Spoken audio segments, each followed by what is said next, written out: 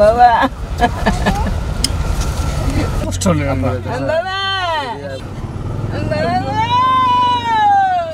এই বিদায় শেষ বিদায় নয়, শুধু চিকিৎসা আর নিরাপদ আশ্রয়ের খোঁজে ফাতেমা বেগমের জামালপুরের হরিপুর ছাড়ার যাত্রা।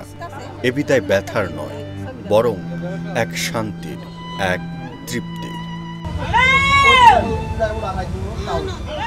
24 এপ্রিল ইন্ডিপেন্ডেন্ট ডিজিটালে প্রকাশ হওয়া ফাতেমা বেগমের একাকী কষ্টময় জীবনের গল্প মুহূর্তেই ছড়িয়ে পড়ে সামাজিক মাধ্যমে।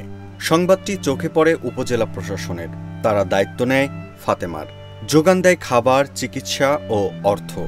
দেশের নানা প্রান্ত থেকে আসে আশ্রয়ের প্রস্তাব। সবশেষ প্রশাসনের উদ্যোগে গাজীপুরের কাশিমপুরে একটি সরকারি আশ্রয়কেন্দ্রে স্থান পান স্বামী হারানো নিঃসন্তান ফাতেমা বেগম। সেবা নিশ্চিত হলেও শান্ত হয়নি কাছের মানুষের মন। বিদায়ের মুহূর্তে ফাতেমা বেগমকে ঘিরে ছলছল চোখ ও ভেজা মুখ। চোখের কোণে জমা অশ্রুর প্রতিটি ফোঁটায় ফুটে ওঠে তার প্রতি অগাধ ভালোবাসা, গভীর আবেগ আর হৃদয়ের শ্রদ্ধা। দুনিয়ার কষ্ট ঠেকতেছে, আইতে আবার ডাকলো, যাইতে ডাকলো, একবার ভালা কইলাম, এলা মুন্দ কইলাম, আমার কাছে আনন্দ ঠেকলো। ওহান নিয়ে গেছে, আমার তো কষ্টই ঠেকবো। কতদিন তো আমরা ঘরের ইন্দে আবারই পাম না, খুব কষ্ট ঠেকতেছে আমগরে। মনে পড়বো না, সবসময় মনে পড়বো। বিয়ে আইসি তৈরি দেখতাছি সবসময়। আমাদের এখন ভালোও লাগতেছে, আবার খারাপও লাগতেছে। এতদিন আমরা দেখলাম সেবা যত্ন যাই মোটামুটি করলাম, এখন আমাদের আসলে খুব খারাপই লাগতেছে। তবে নিয়ে যেতেছে, ভালো হইতেছে, সেবা যত্নটা যে সরকারিভাবে ব্যবস্থা নিতেছে।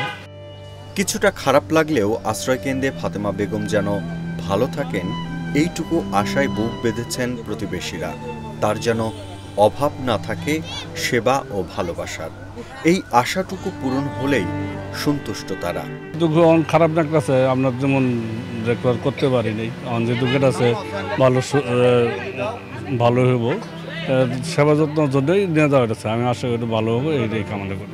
আশ্রয়কেন্দ্রে ভালো একটা সেবা জানি পায়, এর জন্য আমরা আশাবাদী।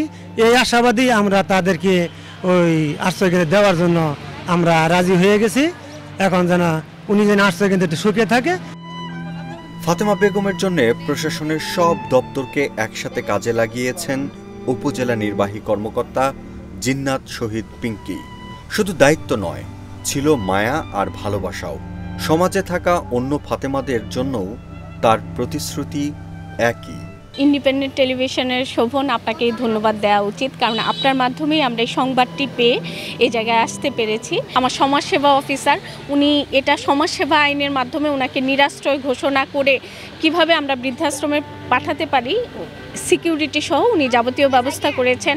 আমার উপজেলা স্বাস্থ্য ও পরিবার পরিকল্পনা কর্মকর্তা তার একটা ইয়াং ডাক্তারদের একটা মেডিকেল টিম গঠন করে উনি ওনাকে প্রাথমিক স্বাস্থ্য সেবা দিয়েছেন। আমি উপজেলা নির্বাহী অফিসার হিসেবে আমি সবাইকে একটা ছাতার তলে এনে সবাই যার যার দায়িত্ব পালন করেছেন, আমি সেই ব্যবস্থাটি করতে পেরেছি।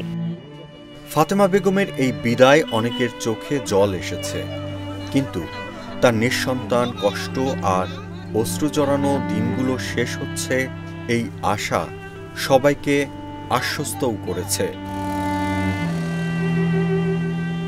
Kamruzzaman, independent digital.